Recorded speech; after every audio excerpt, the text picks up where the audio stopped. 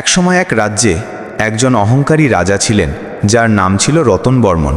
তিনি নিজেকে এতটাই জ্ঞানী ও ক্ষমতাধর মনে করতেন যে অন্য কোনো প্রাণীকে বা মানুষকে তিনি তুচ্ছ মনে করতেন। তার রাজ্যে একসময় এক জাদুকরী পাখি এলো। এই পাখির পালক ছিল রামধনুর 7 রঙের মতো উজ্জ্বল, আর তার গানের সুর ছিল এমন মধুর যে তা শুনলে মানুষের মন শান্তিতে ভরে যেত। রাজার কানে যখন পাখির কথা পৌঁছালো, তিনি অহংকার ভরে ভাবলেন, এই সামান্য পাখি আমার সামনে কি এমন জাদু দেখাতে পারবে।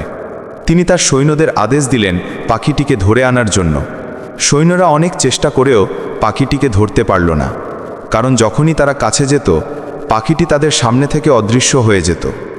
বারবার ব্যর্থ হয়ে রাজা রেগে গেলেন এবং ঘোষণা করলেন যে এই পাখিকে ধরে আনতে পারবে তাকে তিনি অর্ধেক রাজ্য উপহার দেবেন।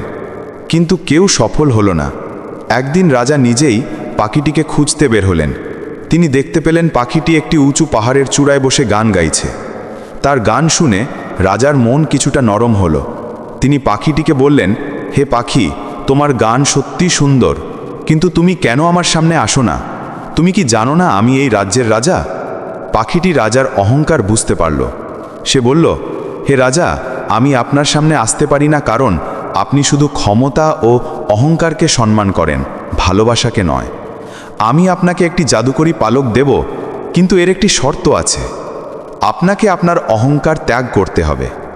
রাজা কিছু না ভেবেই পালকটি নিলেন এবং অহংকার করে বললেন, আমি একজন রাজা, আমার কোনো কিছুর অভাব নেই। তোমার মতো পাখির কাছে আমি কেন মাথা নাওয়াবো? পাখিটি রাজার কথায় হতাশ হলো এবং হঠাৎ তার জাদুকরী ক্ষমতা হারালো। তার পালকের উজ্জ্বলতা ম্লান হয়ে গেল এবং তার গানের সুর আর শোনা গেল না।